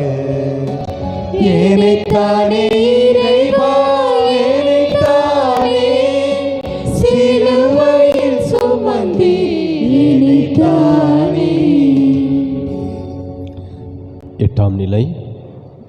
திவ்ய இயேசுவே, உம்மை ஆராதித்து வணங்கி உமக்கு நன்றி என்று தோஸ்திரம் செய்கிறோம். அதில் கிறிஸ்தபாரமான சிலுவையை சுமந்து கொண்டு உலகத்தை மீட்டு ரட்சித்தீர். இயேசு பெண்களுக்கு ஆறுதல் சொல்லுகிறார். இந்த உலகத்திலே அவ்வளவு எளிதாக கிடைக்காத ஒன்று ஆறுதல். ஏனெனில் நாம் பிறரை காயப்படுத்துவதை மட்டுமே நோக்கமாக கொண்டிருக்கிறோமே தவிர, மற்றவர்களை துன்புறுத்துவதை மட்டுமே நோக்கமாக கொண்டிருக்கிறோமே தவிர, மற்றவர்களுக்கு தீமை விளைவிப்பதை மட்டுமே நோக்கமாக கொண்டிருக்கிறோமே தவிர, துன்புற்றவர்களுக்கு, துயருற்றவர்களுக்கு, வேதனையுற்ற நம்மை சூழ்ந்து வாழக்கூடிய மற்ற மனிதர்களுக்கு ஆறுதல் அளிக்கலாமே என்று ஒரு நாளும் நாம் நினைத்ததில்லை. வெந்த புண்ணுல வேலை பாய்ச்சிறது என்று சொல்லுவார்களே. இதோ இந்த மனிதன் கஷ்டப்படுகிறான் என்றால் மேலும் மேலும் கஷ்டப்படட்டும், அதிலே நாம் இன்பம் காண்கிறோம். இவனுக்கு பிசினஸ்ல அடியா, ரொம்ப நல்லது. ஆடு நான்ல பெரிய மனிதன் போல காட்டிக்கொண்டான்ல, வேணும். அல்லது ஒருவருடைய வாழ்க்கையில் ஏதாவது இழப்பு என்றால் ரொம்ப சென்சிட்டிவான விஷயம், அதை கூட நம்ம என்ன செய்வோம்? நடந்தது சரி, அவன் குடும்பத்தில் இப்படித்தான் நடக்கணும். அன்பிற்குரியவர்களே, ஆண்டவர் இயேசு கிறிஸ்து இதோ இந்த வேளையிலே தன்னை சூழ்ந்திருந்து அழக்கூடிய பெண்களை நோக்கி ஆறுதல் மொழி சொல்லுகிறார், ஆறுதல் படுத்துகிறார். அழாதீங்க. இந்த பெண்களுமே தனது பிள்ளைகளுக்காக கூட அழுதிருக்க மாட்டார்கள், தனது உறவுகளுக்காக கூட அழுதிருக்க மாட்டார்கள். ஆனால் யார் பெற்ற மகனோ, இவர் யாரோ, ஆனாலும் நன்மை செய்கிறாரே, இதோ இந்த சமுதாயத்தை மாற்றுவதற்காக வந்திருக்கிறாரே. அன்பிற்குரியவர்களை, கண்டிப்பாக இந்த பெண்கள், ஆறுதல் வார்த்தைகளை கேட்கக்கூடிய இந்த பெண்கள் ஏதோ ஒரு விதத்திலே ஆண்டவர் இயேசுவிடம் பயன்பெற்றிருப்பார்கள். பல பெண்கள் வந்துட்டு ஆண்டவர் இயேசுகிட்ட நிறைய நன்மைத்தனங்களை பெற்றிருக்கிறார்கள். அதில் ஒரு சில திருவிவிலியத்திலே வரக்கூடிய எடுத்துக்காட்டுகள் என்னது அப்படின்னா, அந்த இரத்த போக்கினால் துன்புற்ற பெண் ஒன்று,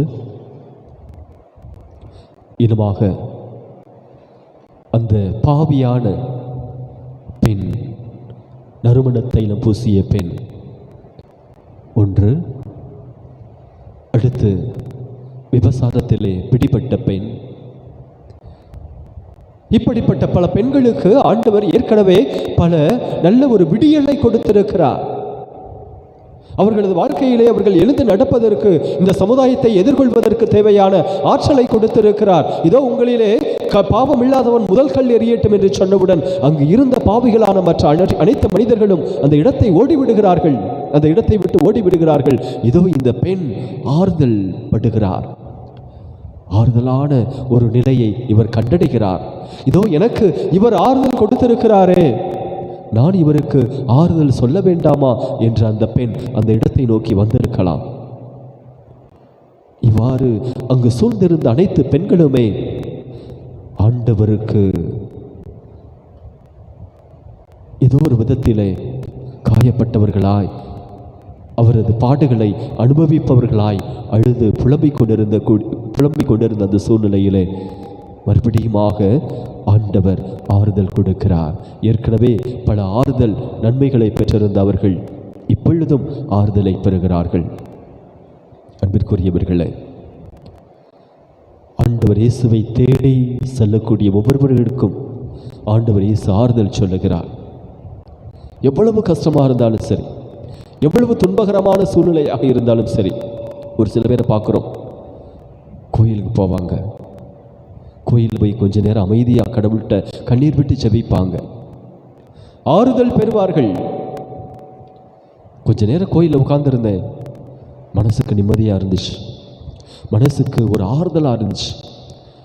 அன்பிற்குரியவர்கள், அதைத்தான் ஆண்டவர் இயேசு கிறிஸ்து அன்று அந்த பெண்களுக்கு வெளிக்காண்பிக்கிறார், கொடுக்கிறார். ஆறுதலான அந்த வார்த்தைகள், ஆறுதலான அந்த மௌன மொழிகள், தனது பார்வையால்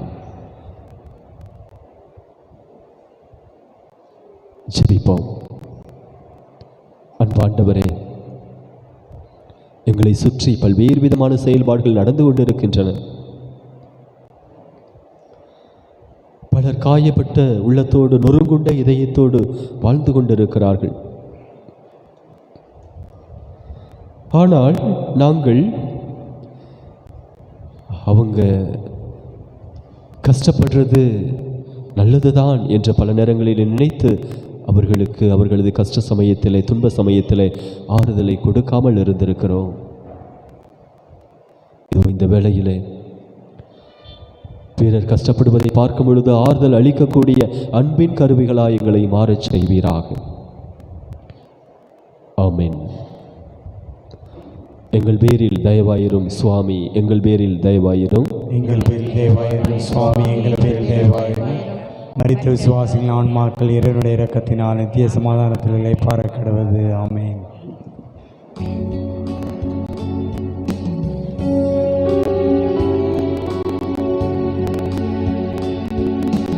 மூன்றாம் முறை நான் விழுந்தாலும் முடிவுடன் எழுந்தேன் உனக்காக.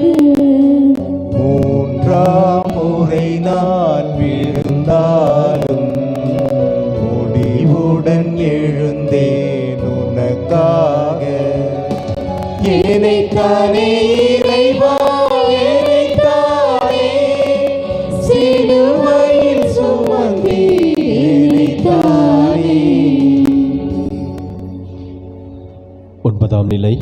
திவ்ய இயேசுவை ஆராதித்து வணங்கி உமக்கு நன்றி என்று ஸ்தோத்திரம் செய்கிறோம். சிலுவையை சுமந்து கொண்டு உலகத்தை மீட்டு ரட்சித்தீர். இயேசு 3ஆம் முறையாக கீழே விழுகிறார். இயேசுவை அரசன் என்று சொல்லுகிறார்கள். என்ன நடக்கிறது இங்கே? அரசன் அடிபணிவானோ? அரசன் கீழே விழுந்து கிடப்பானோ? அரசன் முகங்குப்புற மற்றவர்களுக்கு முன் சாய்ந்து கிடப்பானோ? நடக்கிறது வேடிக்கையாக இருக்கிறது அல்லவா? எந்த ஒரு அரசன் கீழே விழுந்து கிடப்பான்? அவனுக்கென சிம்மாசனம் இருக்கிறது, அவனுக்கென ஒரு ஆட்சி உரிமை இருக்கிறது. அவனது காலடிகளை நோக்கி வருகிறவர்கள் போகிறவர்கள் அனைவரும் முகங்குப்புற விழுவார்கள், விழுந்து தண்டனிட்டு வணங்குவார்கள். ஆனால் ஆண்டவர் இயேசு கிறிஸ்து முகங்குப்புற விழுந்து கிடக்கிறாரே. இயேசுவின் பிறப்பு சமயத்திலே நாம் சற்றே நினைத்து பார்ப்போம். 3 அரசர்கள் ஆண்டவர் இயேசுவை தேடி வந்தார்கள். பொன், தூபம், வெள்ளை போலம் அரசருக்கு உரிய காணிக்கைகளை செலுத்தினார்கள். 3 ஞானிகளும் வந்தார்கள். அவர்களும் நெடுஞ்சான் கிடையாய் ஆண்டவர் இயேசுவுக்கு முன் விழுந்து, இதோ இந்த அரசர் வாழியவே என்று வாழ்த்துவிட்டு போனார்கள்.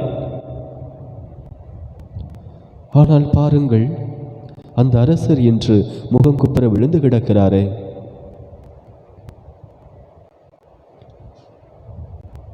ஏன் எப்படி? ஆண்டவர் இயேசு கிறிஸ்து மாதிரி காட்டுகிறார்.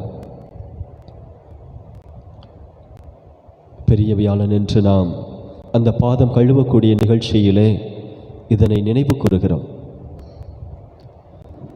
தனது திரு தூதர்களிடம் ஆண்டவர் இயேசு கிறிஸ்து சொல்லுகிறார், நான் உங்களுக்கு முன்மாதிரியை காட்டினேன், நான் செய்தது போல் நீங்களும் செய்யுங்கள். எப்படி? எதை நான் முன்மாதிரியை காட்டினேன்? தாழ்ச்சியோடு எப்படி வாழ வேண்டும் என்பதை. இதோ இந்த முகங்குப்புற விழுதல் என்பது தாழ்ச்சியினுடைய அடையாளமாக இருக்கிறது.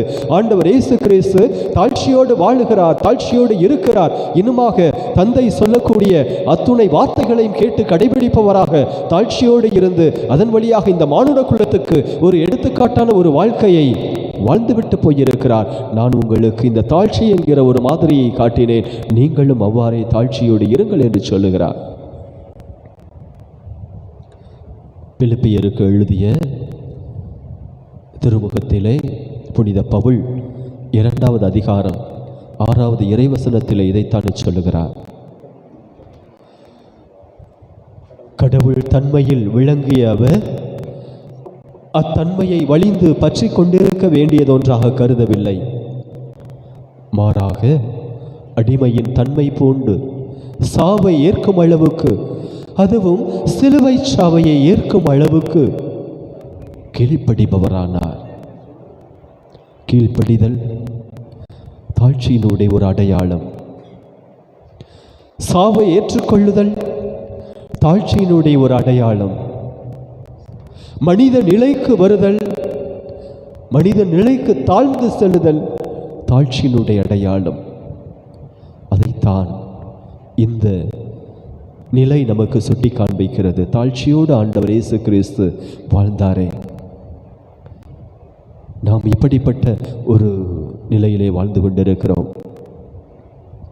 எதுக்கெடுத்தாலும் போட்டி, பொறாமை, தாழ்ச்சி இல்லாத ஒரு சூழ்நிலை.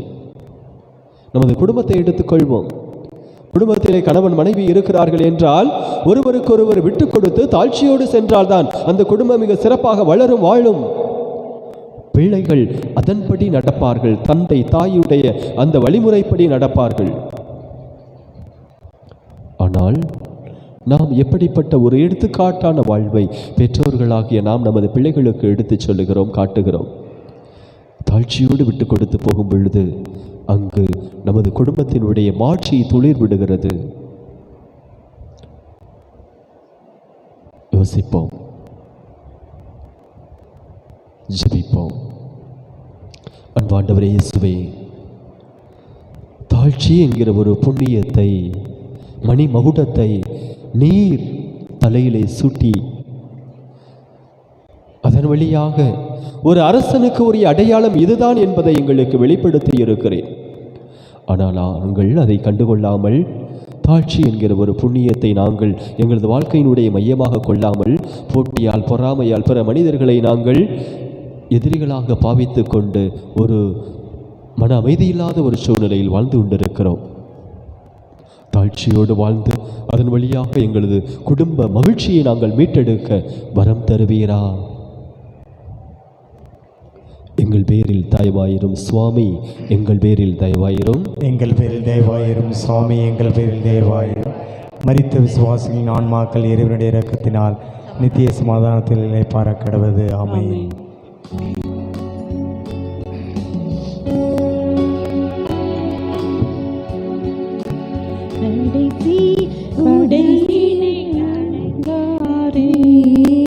கலங்காமல் நின்றேன் உனக்காக, கடைசியில் உடையினை களைந்தனரே, கலங்காமல் நின்றேன் உனக்காக. ஏனைத்தானே இறைவா, ஏனைத்தானே சிலுவையில் சுமந்தீர், ஏனைத்தானே. இயேசு கிறிஸ்து பாடுபட்ட 10ஆம் நிலை. இயேசுவை ஆராதித்து வணங்கி உமக்கு நன்றி என்று தோத்திரம் செய்கிறோம். அச்சிஷ்ட பாரமான சிலுவையை சுமந்து கொண்டு உலகத்தை மீட்டு ரட்சித்தீர். இயேசுவின் உடைகளை களைகிறார்கள்.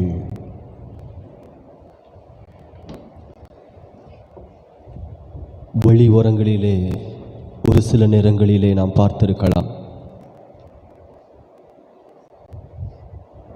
மனநலம் பாதிக்கப்பட்டவர்கள்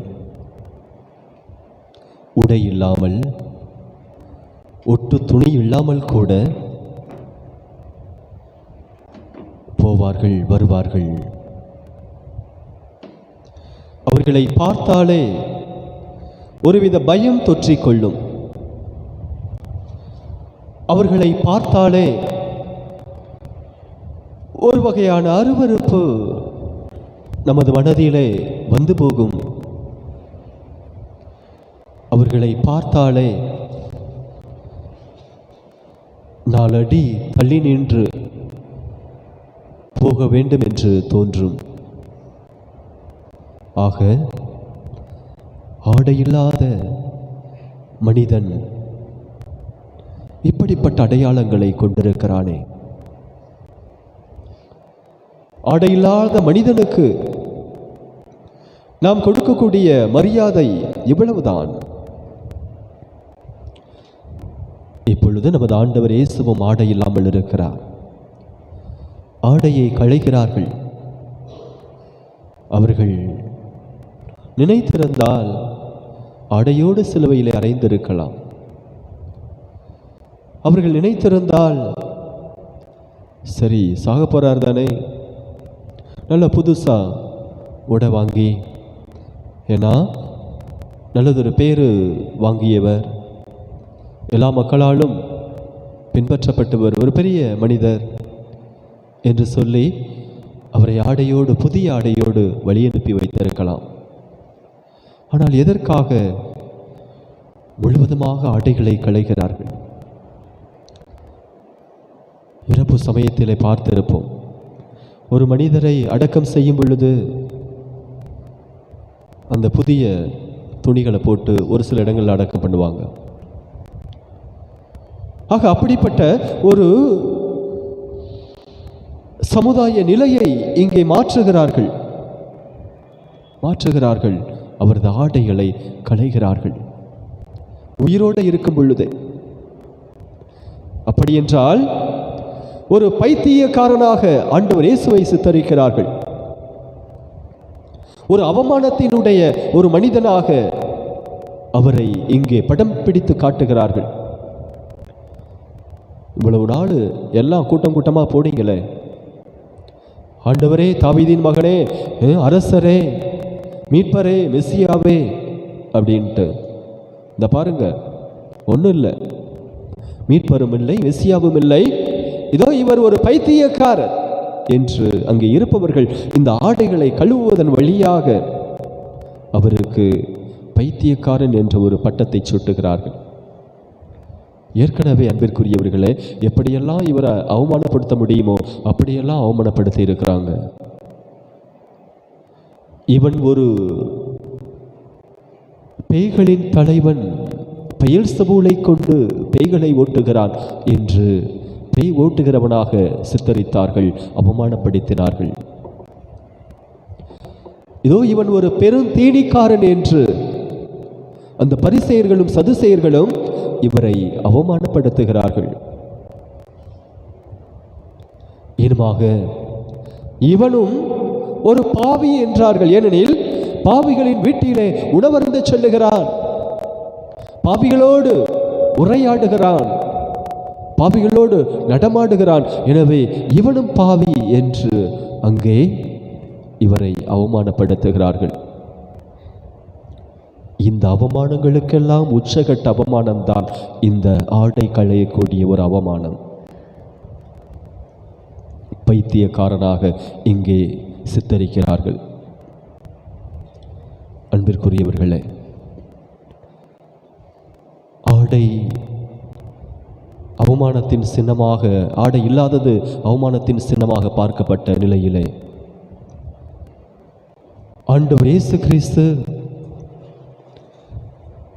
இன்றைய நாளிலே நமக்கு கொடுக்கக்கூடிய செய்தி, மகனே, மகளே, நான் உனக்காக ஆடை இழந்தேன், ஆனால் நீ ஆடையோடு இருக்க வேண்டும். எப்படிப்பட்ட ஆடையோடு?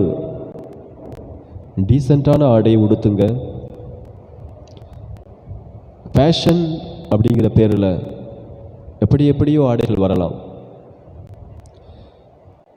இதோ சினிமா மோகத்தினுடைய அடிப்படையில் நீ என்ன செய்து கொண்டிருக்கிறாய்? அந்த படத்தினுடைய கதாநாயகன், கதாநாயகி இப்படித்தானே ஆடை அணிகிறார்கள். எனவே நான் அந்த வழியில் தான் செல்வேன், அவர்களைப் போல ஆடை அணிவேன் நாம் நம்மையே நமது நல்ல ஆடைகளை களைந்துவிட்டு நம்மையே நாம் அவமானப்படுத்தக்கூடிய ஒரு சூழ்நிலை. இயேசுவுக்கு கூட மற்றவர்கள் தான் அவமானத்தை தந்தார்கள். ஆனால் இன்று நாம் நமக்கு நாமே அவமானப்படுத்தி கொண்டிருக்கிறோம். நமது இந்த அவமானத்தினுடைய வெளிப்பாடாகிய இந்த ஆடைகளை அணிவதன் வழியாக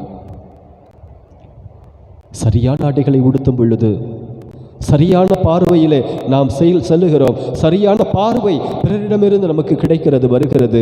சரியான பாதையிலே நாம் வழிநடக்கிறோம் என்று அர்த்தம். ஆக ஆண்டவர் இயேசு கிறிஸ்து நமக்காக அவர் ஆடைகளை களைந்து அவமானத்தின் சின்னமாக அவர் உருமாறினார். ஆனால் நாம் ஆண்டவர் இயேசு கிறிஸ்து நம்மிடம் எதிர்பார்க்கக்கூடிய ஆடை கலாச்சாரத்தை சரியான முறையிலே கைக்கொள்வோம். நாம் அதனை நமது வாழ்க்கையிலே பின்பற்றுவோம். ஜெபம். அன்பு ஆண்டவரே, இதோ இந்த வேளையிலே நீர் எங்களுக்காக பல அவமானங்களை தாங்கிக் கொண்டேன். ஆனால் பல நேரங்களிலே நாங்கள் வேண்டுமென்றே அவமானங்கள் என தெரிந்தும் இதோ இந்த காலத்திற்கு ஏற்றற்போல நான் நடக்கிறேன் என்று நாங்கள் எங்களையே ஏமாற்றிக்கொண்டு இந்த உலகத்தின் பாதையிலே புறப்பட்டு சென்று கொண்டிருக்கிறோம். நீரே அதற்கு தடை போட்டு எங்களுக்கு நல்ல யோசனைகளை தந்து வழிகாட்டுதல்களை தந்து எங்களை உமது மேலான மாட்சியின் மகுடமாக மாற்றுவீராக. ஆமென். எங்கள் பேரில் தயவாயிரும் சுவாமி, எங்கள் பேரில் தயவாயிரும். எங்கள் பேரில் தயவாயிரும் சுவாமி, எங்கள் பேரில் தயவாயிரும். மரித்த விசுவாசின் ஆன்மாக்கள் இறைவனுடைய இரக்கத்தினால் நித்திய சமாதானத்தில் பறக்கிடவது. ஆமென். ஆணிகளால் என்னை அறைந்த போதும் அன்புடன் ஏற்றேன் உனக்காக. ஆணிகளால் என்னை அறைந்த போதும் அன்புடன் ஏற்றேன் உனக்காக. ஏனைத்தானே இறைவா, ஏனைத்தானே சிலுவையில் சுமந்தீர் என்னைத்தானே. 11ஆம் நிலை. திவ்ய இயேசுவை ஆராதித்து வணங்கி உமக்கு நன்றி என்று தோஸ்திரம் செய்கிறோம். அதே கிறிஸ்துவான சிலுவை சுமந்து கொண்டு உலகத்தை மீட்டு ரட்சித்தீர். இயேசுவை சிலுவையில் அறைகிறார்கள்.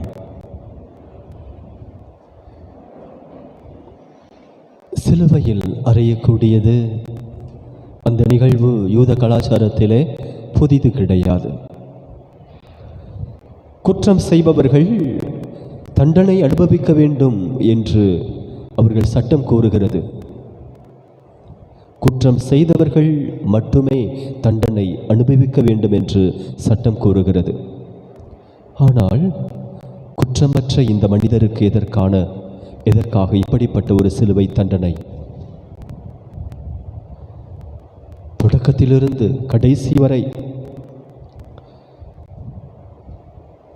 அவர்களை சூழ்ந்திருந்த பரிசேயர்கள், சதுசேயர்கள் அனைவருமே ஏதோ ஒரு வகையிலே ஆண்டவர் இயேசுவை குத்தி கொண்டிருந்தார்கள். ஆண்டவர் இயேசுவை ஒவ்வொரு முறையும் ஆணியால் அவரது மனத்தை துளைத்துக் கொண்டிருந்தார்கள். நல்லது செய்யும்போதுதான் குறிப்பாக எதுக்காக இவர் நல்லது செய்யணும், அதுவும் ஓய்வு நாளில்? இப்படிப்பட்ட ஒரு நிலை பல தடவைகளிலே, பல நேரங்களிலே இருந்திருக்கிறது. இதுவரை ஆணிகளால் அவரது மனத்தை, அவரது உள்ளத்தை கூர்மைப்படுத்திய, குத்தி அவரை வேதனைப்படுத்திய அந்த பரிசேயர்கள், சதுசேயர்கள் இன்று அவரது உடலை குத்துகிறார்கள். அவரது கைகளிலே ஆணிகள், கால்களிலே ஆணிகள். ஆக இரு வகையிலும் ஆண்டவர் இயேசு கிறிஸ்து இந்த ஆணி காயங்களை பெறுகிறார். உள்ளத்தளவிலும் உடலளவிலும். எப்படியாவது யாரையாவது குத்த வேண்டும் என்பதுதான் அவர்களது நோக்கம். நாங்கள் எங்களுக்கென்று ஒரு சட்டம் வைத்திருக்கிறோம். அதன்படி சிலுவையில் அறையும், சிலுவையில் அறையும் என்று கத்தினார்களே, அவைகளெல்லாம் நீதியை அடிப்படையாக கொண்டு எழுந்த கதறலா, கூக்குரலா? இல்லை, இல்லை. அந்த மனிதர்கள், இதோ இவர்களால் எங்களுக்கு எந்த விதமான துன்பம் வந்துவிடக்கூடாது, இந்த பரிசேயர்கள் சதுசேயர்களை நாங்கள் கடிந்து கொண்டால் அல்லது அவர்களுக்கு எதிராக நாங்கள் நடந்து கொண்டால் இதோ அந்த சிலுவை பாடுகள் எங்களுக்கு அல்லவா வரும். ஏதோ ஒரு பொய்க்குற்றம் சாற்றி பொய் சொல்லி எங்களையும் இதோ இந்த துன்பத்திலே உட்படுத்தி விடுவார்களே என்று அவர்கள் பயப்படுகிறார்கள். எனவே சிலுவையில் அறையும் அந்த ஆணிகளால் இதோ இவரது உடலையும் குத்தி கூறு போடும் என்று அவர்கள் சத்தமிடுகிறார்கள். ஆனால் அவர்களால் யோசித்து பார்க்க முடியவில்லை. இதுதான் உச்சகட்ட தண்டனை, மரண தண்டனை, சிலுவையில் அறைவது. இன்னும் பல வகையான தண்டனைகள், சாவுக்குரிய தண்டனைகள் இருக்கின்றன. அதைத்தான் நம்ம பார்க்குறோம். ஸ்தேவான் கல்லெறியப்பட்டு கொலை செய்யப்படுகிறார். இதுபோல பல கொலை தண்டனைகள் இருக்கின்றன, மரண தண்டனைகள் இருக்கின்றன. இதுதான் உச்சக்கட்ட மரண தண்டனை. அந்த மனிதர்களால் யோசிக்க முடியவில்லை. ஒரு நல்லவருக்கு இந்த தீர்ப்பை கொடுப்பது, இந்த தண்டனையை கொடுப்பது மிகப்பெரிய பாவமாயிற்றே என்றவர்கள் சிறிது நேரம் சிந்தித்திருந்தால், யோசித்திருந்தால் என்ன நடந்திருக்கும்? அவங்க அந்த பரிசேயர் சதுசேயர் தீட்டிய திட்டத்திலே அவர்கள் பங்கு கொண்டிருக்க மாட்டார்கள். அவர்களது சுய லாபத்திற்காக இதை நாம் செய்யாவிட்டால் எங்களது வாழ்க்கை சின்ன பின்னமாகிவிடுமே என்று பயப்படுகிறார்கள். அந்த பயத்தால் இப்படிப்பட்ட ஒரு நிலைக்கு ஆண்டவர் இயேசுவை இட்டு செல்கிறார்கள். யோசிப்போம். நாம் நமது சுய லாபத்துக்காக எத்தனை பேருடைய மனங்களை நாம் ஆணிகளை போன்று குத்தி வேதனைப்படுத்தி இருக்கிறோம். நமது சொல்லால், நமது செயலால், நமது பார்வைகளால், நமது இருமாப்புகளால், நமது வேறு வகையான சிந்தனைகளால். யோசிப்போம்,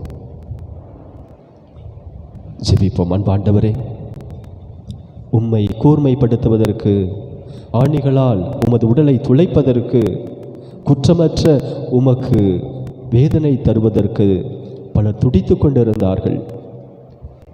அதேபோல ஒரு சில நேரங்களிலே நாங்களும் பிறரை எங்களது சொற்களால், எங்களது செயற்பாடுகளால் நாங்கள் ஆணிகளைப் போல குத்தி கூர்மைப்படுத்தி இருக்கிறோம், வேதனை தந்திருக்கிறோம். மன்னித்து எங்களை திருந்தி வாழச் செய்ய வரம் தருவீராக. ஆமென். எங்கள் பேரில் தயவாயிரும் சுவாமி, எங்கள் பேரில் தயவாயிரும், எங்கள் பேரில் தயவாயிரும் சுவாமி, எங்கள் பேரில் தயவாயிரும். மரித்த விசுவாசிகளின் ஆன்மாக்கள் இறைவனுடைய இரக்கத்தினால் நித்திய சமாதானத்தில் இளைப்பாற கடவது. ஆமென்.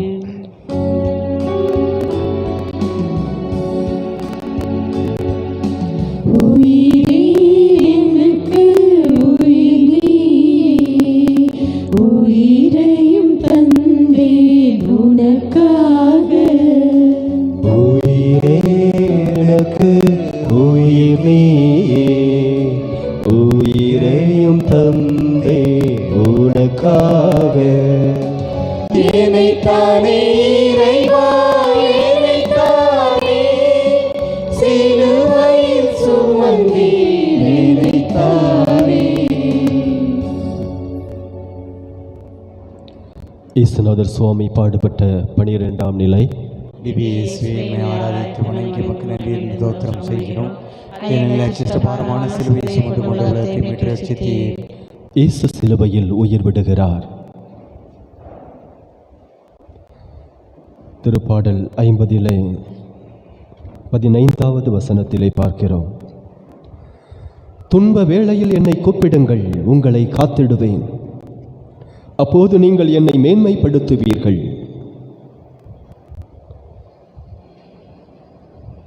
மகனாக இருந்தாலும், மீட்பராக இருந்தாலும், மெசியாவாக இருந்தாலும், மனித உடலோடு வாழக்கூடிய ஆண்டவர் இயேசு இந்த தீர்ப்பு சமயத்திலே, இந்த சிலுவை பாடு சமயத்திலே துன்ப வேளையில் இருக்கக்கூடிய இந்த தருணத்தில் ஆண்டவரை கூப்பிடுகிறார்.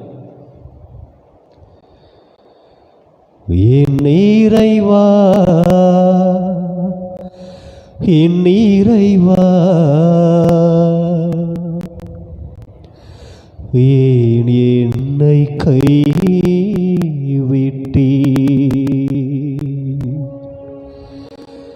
என் இறைவா, என் இறைவா, ஏன் என்னை கைவிட்டீர்?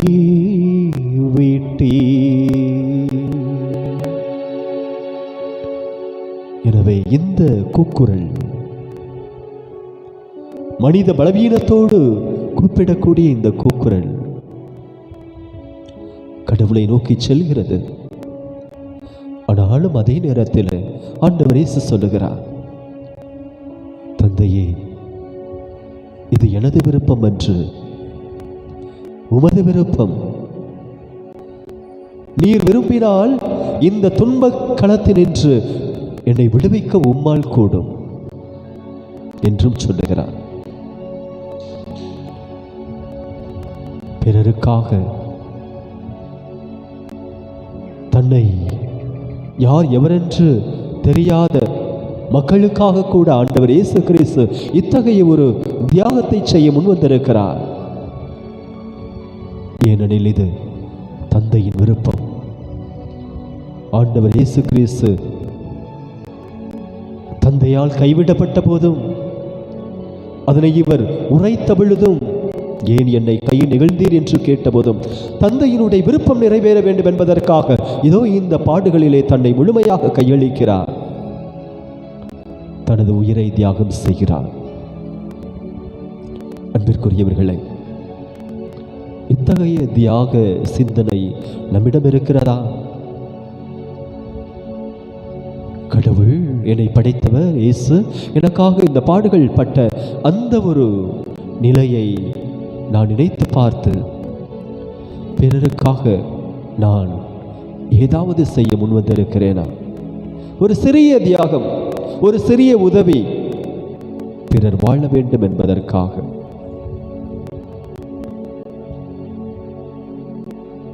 ஜெபிப்போம். ஆண்டவரே இயேசுவே, இந்த துன்பத்தை நீர் தாங்கிக் கொள்ள முடியாமல், தந்தையே ஏன் என்னை கைவிட்டீர் என்று சொன்னாலும் எங்களுக்காக அதை ஏற்றுக்கொண்டு நான் உயிரை விட்டு தியாகம் செய்வேன் என்று நீர் உம்மையே இழந்தீரை. நாங்கள் உயிரை கொடுத்து பிறருக்கு தியாகம் கூட செய்ய தேவையில்லை.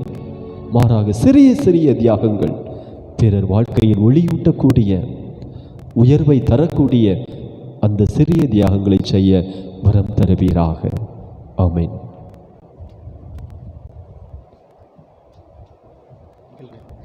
எங்கள் பேரில் தயவாயிரும் சுவாமி, எங்கள் பேரில் தயவாயிரும். எங்கள் பேரில் தயவாயிரும் சுவாமி, எங்கள் பேரில் தயவாயிரும். மரித்த விசுவாசியின் ஆன்மாக்கள் இறைவனுடைய இரக்கத்தினால் நித்திய சமாதானத்தில் இப்பார கிடவது. ஆமென்.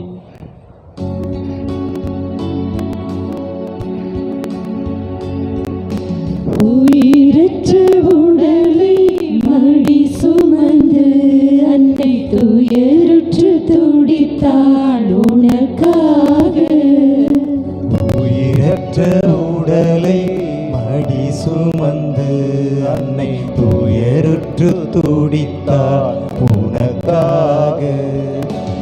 ஏனைத்தானே இறைவா, ஏனைத்தானே சிலுவையில் சுமந்தீர், ஏனைத்தானே. 13ஆம் நிலை. திவ்ய இயேசுவை ஆராதித்து வணங்கி மக்கள் நன்றி என்று தோத்திரம் செய்கின்றோம். அதே அச்சிஷ்டபாரமான சிலுவை சுமந்து கொண்டு உலகத்தை மீட்டு ரட்சித்தீர். இயேசுவின் உடல் சிலுவையிலிருந்து இறக்கிவிடப்படுகிறது. யோபு புத்தகத்திலே 37வது அதிகாரம் 1வது இறைவசனம் இவ்வாறு சொல்லுகிறது: என் இதயம் தன் இடம் பெயர்ந்து துடிக்கிறது. என் இதயம் அது தன் இடம் பெயர்ந்து துடிக்கிறது. இப்பொழுது துடித்துக் கொண்டிருப்பது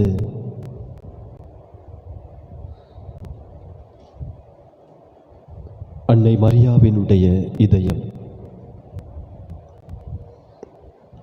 சிலுவையிலிருந்து இறக்கி விடப்பட்டவராய் ஆண்டவர் இயேசு கிறிஸ்து தனது தாயின் உதிரத்திலே சாய்ந்து கிடக்கிறார். தனது தாயின் இதயத்தோடு இணைந்து இருக்கிறார். கண்டிப்பாக துடிக்கக்கூடிய அந்த இதயம் அவருக்கு கேட்டிருக்கும். இடம்பெயர்ந்து துடிக்கக்கூடிய அந்த இதய துடிப்புகள் ஆண்டவர் இயேசுவை, மகனே இதோ இந்த இதய அந்த சப்தத்தை கேட்டு தயவு செய்து எழுவாயா என்று கூட அந்த மனித பலவீனத்தோடு அன்னை மரியா தனது இதய துடிப்பை வெளிப்படுத்தி இருப்பார். சுமைகள் இதோ இந்த ஆண்டவர் இயேசுவின் சுமையினை ஒரு பெரிய சுமையாக காட்டியிருக்கார். ஏற்கனவே அன்னை மரியா பட்ட அந்த வியாகுலங்கள் இயேசுவை சுமந்த பொழுது, அவருடைய அந்த பாரமான உடலை சுமந்த பொழுது பெரிய ஒரு வியாகுலமாக காட்டியிருக்கார். இருந்தாலும் பிரியாவிடை நடக்கிறது.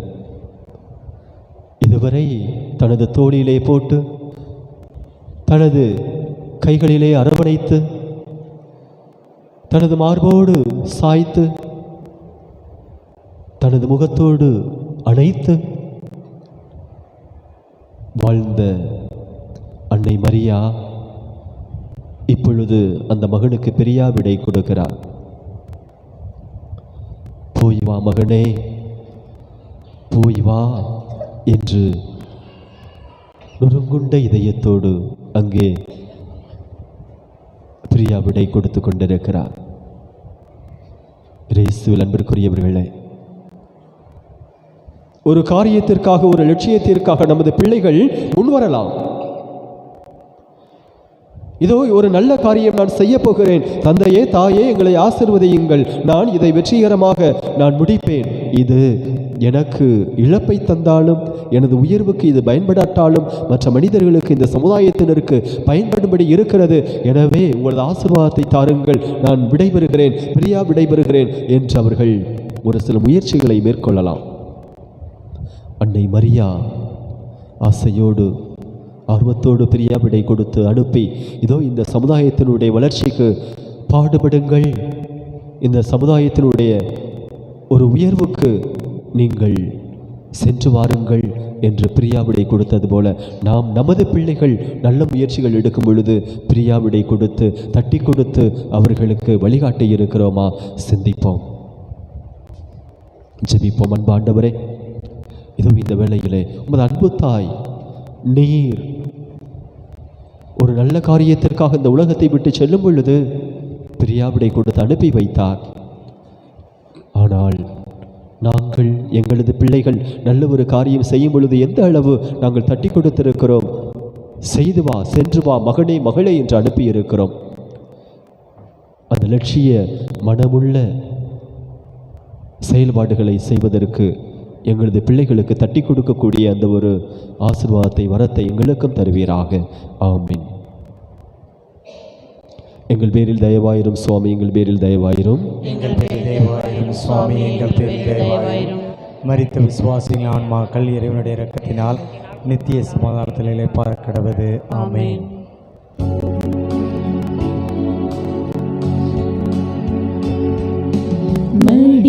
மடிந்தால்தானே முளைப்பாயின்று, மண்ணுக்குள் மறைந்தே உனக்காக. மடிந்தால்தானே முளைப்பாயின்று, மண்ணுக்குள் மறைந்தே உனக்காக. ஏனைத்தானே இறைவா, ஏனைத்தானே சிலுவையில் சுமந்தே, ஏனைத்தானே. இயேசுநாதர் சுவாமி பாடுபட்ட 14ஆம் நிலை. தோசரம் அணிகின்றோம். சிலுவை சுமந்து உலகத்தை மீட்டு ரட்சித்து இயேசுவை அடக்கம் செய்கிறார்கள். இயேசுவின் உடலை மட்டுமே அடக்கம் செய்கிறார்கள். இயேசுவின் உணர்வை அல்ல, இயேசுவின் உறுதியான மனநிலையை அல்ல, இயேசுவின் அவரது அந்த உதவியை அல்ல, இரக்க பெருக்கத்தை அல்ல, மாறாக உடலை மட்டுமே அடக்கம் செய்யக்கூடிய மனிதருக்கு அவரது உணர்வை, உதவி செய்யக்கூடிய மனப்பக்குவத்தை, உறுதியான ஆற்றலை, மனநிலையை அடக்கம் செய்ய சக்தி இல்லை, பலன் இல்லை, ஆற்றல் இல்லை.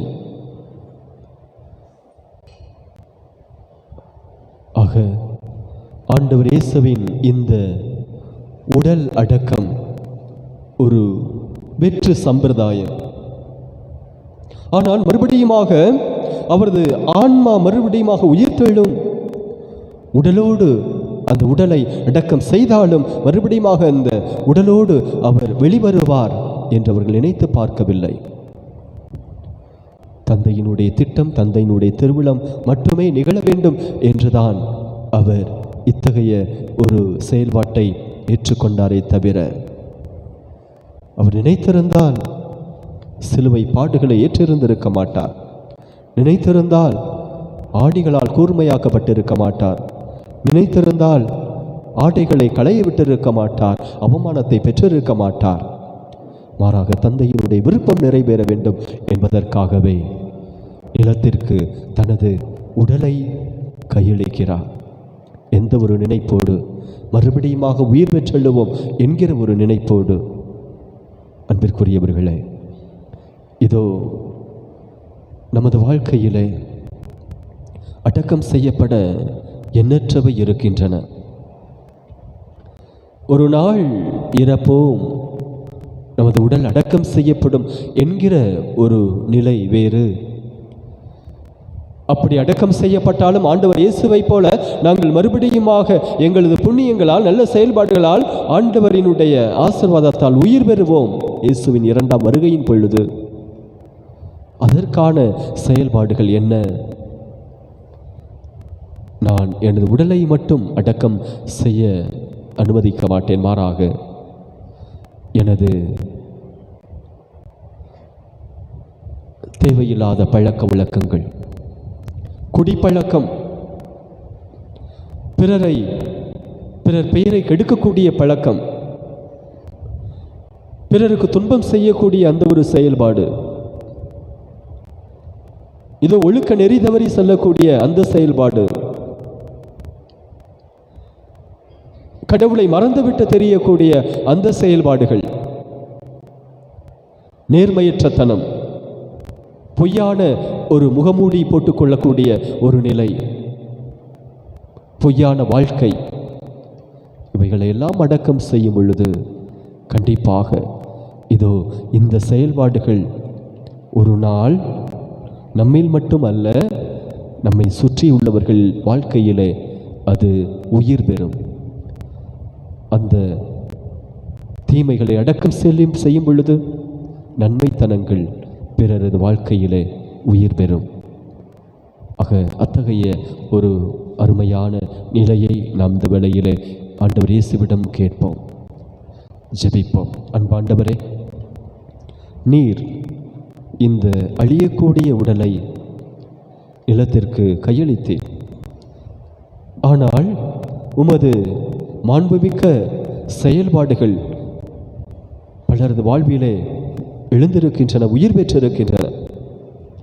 அதே போல நாங்கள் எங்களது அழியக்கூடிய இந்த தேவையில்லாத பழக்கங்களை அடக்கம் செய்துவிட்டு நல்ல பழக்க வழக்கங்களை எங்களது வாழ்க்கையிலும் பிறரது வாழ்க்கையிலும் உயிர் பெற்றெழச் செய்ய வரம் தருவீராக. ஆமென்.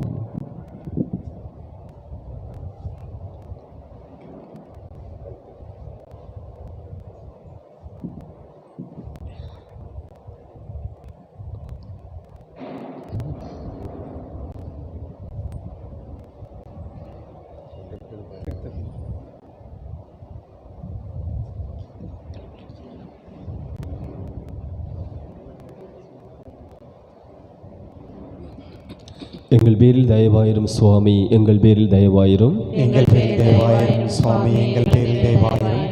மரித்த விசுவாசிகளின் ஆன்மாக்கள் இறைவனுடைய இரக்கத்தினால் நித்திய சமாதானத்தில் இளைப்பாற கடவது. ஆமென்.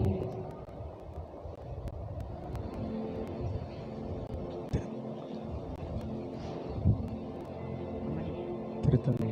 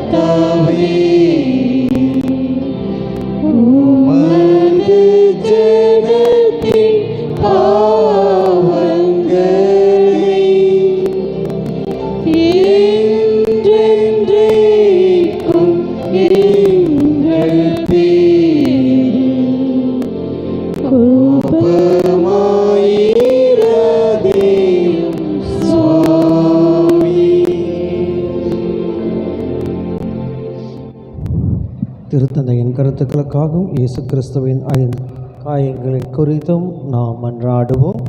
விண்ணுலகில் இருக்கிற எங்கள் தந்தையே, உமது பெயர் தூயதென போற்றப் பெறுக. உமது ஆட்சி வருக. உமது திருவுளம் விண்ணுலகில் நிறைவேறுவது போல மண்ணுலகிலும் நிறைவேறுக. எங்கள் அன்றாட உணவை இன்று எங்களுக்கு தாரும். எங்களுக்கு எதிராக குற்றம் செய்வோரை நாங்கள் மன்னிப்பது போல எங்கள் குற்றங்களை மன்னியும். எங்களை சோதனைக்குட்படுத்தாதீர், தீமையிலிருந்து எங்களை விடுவித்தருளும். ஆமென். அருள் நிறைந்த மரியே வாழ்க, ஆண்டவர் உடனே பெண்களில் ஆசி பெற்றவர் நீரே. உடைய திருவயிற்றின் கனியாகிய இயேசுவும் ஆசி பெற்றவரே.